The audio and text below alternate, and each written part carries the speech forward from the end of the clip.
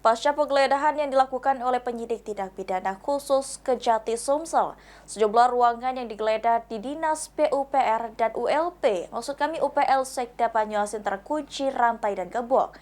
Sementara itu, sampai saat ini belum ada komentar dari Pemkab Banyuasin terkait penggeledahan tersebut.